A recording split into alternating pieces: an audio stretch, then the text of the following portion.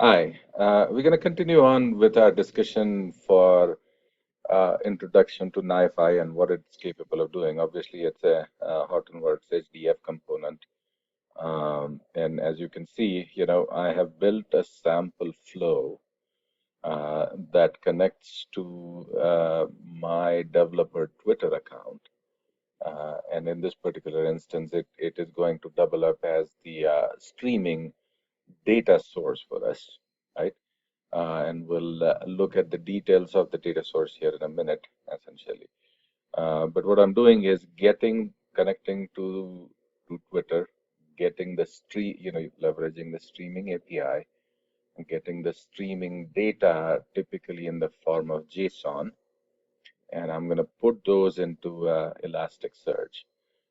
Why Elasticsearch? Well, partly because, the search engines are much more capable, in my opinion, when it comes to uh, data sources like JSONs, right?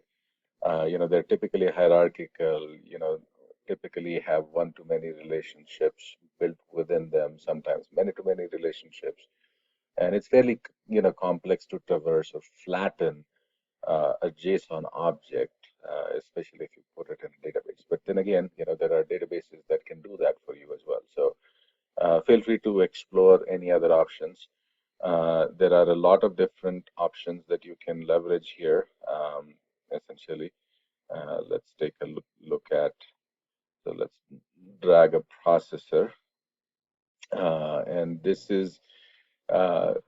will give you an idea about the depth and the breadth of all of the processors that are available, essentially, right?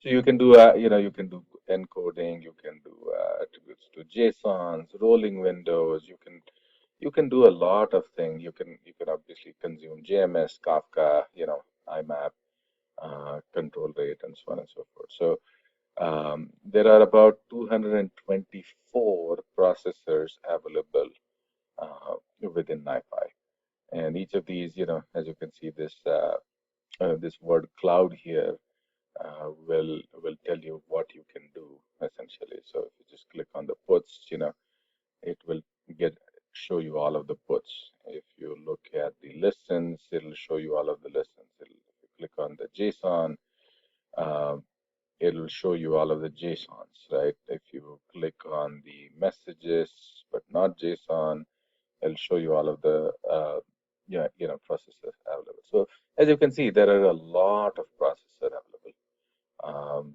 And I wouldn't say that this is, traditional ETL tool, but especially for the big data perspective, you can do a lot with NiFi. And again, it's, mostly free, right? And it's highly scalable. Um, yeah, and it can grow, it's almost elastic, no pun intended, in terms of scalability. So we'll continue down this path and explore a little bit more, going back to our flow around Twitter and how we're going to put it into Elasticsearch. But I kind of wanted to give you a quick overview of all of the processors here. So stay tuned.